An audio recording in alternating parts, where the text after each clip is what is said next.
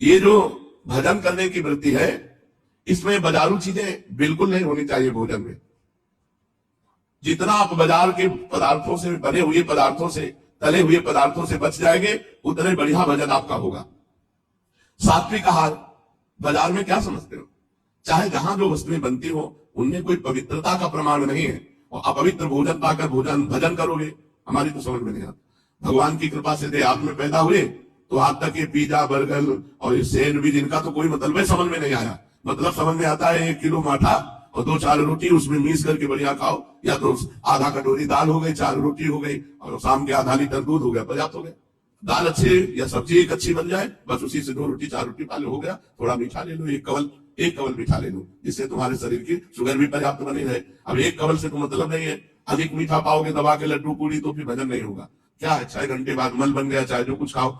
ये चीजें तो पानी नहीं चाहिए, बाजार की चीजें नहीं पानी चाहिए। तुम्हारे मन को काम क्रोध आदि की तरफ ये प्रेरित करेंगे, इनको मत खाओ, ये जहर है। जहर है हम भगवत भाव के लिए। जैसे बाहरी चीजें बनी हुई पाओगे तो ये जहर का मतलब ये विषय वासना बढ़ाएगी। जो विषय वासना बढ़ाए वो साधक को मार दे तो जहर तो हुआ, साधक की सतोगुणी भावना मर गई तो जहर ही तो हुआ। तो युक्ताहार विहार से गृहस्थ का साधक को चाहिए कि सत्य और धर्म की कमाई से अपना उदर पोषण करे, भोजन सात्विक हो, अपवित्र ना हो। अब बाजार का हर भोजन अपवित्र मिलेगा।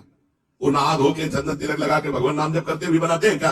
अरे उनके बनाने की प्रक्रिया देख लो, अलग अलग प्रकार के हैं। कहाँ खजवा रहे हैं, कहाँ छू रहे हैं, फिर उसी से रोटी सेक रही है, और आके जब सामने मेज पे आई तो कुरकुराहट से बोले बड़ी टेस्टी है। उनको मजा भी तभी आता है गंदगी वाला।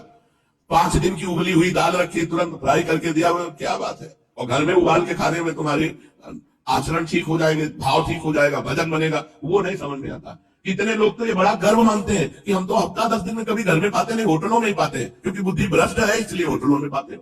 होटलों का अच्छा लगना बुद्धि भ्रष्ट होना है। कौन सा आदमी बना रहा है, वो किस वर्ण का है, उसका क्या आचरण है, वो कैसे भाव वाला है, वो सारा प्रभाव उसमें पड़ता है। तभी किसका मन भजन में लगता है, किसका मन भजन में लगता है? प्रपंच में लगता है। बस वही संसार की सोचते रहो।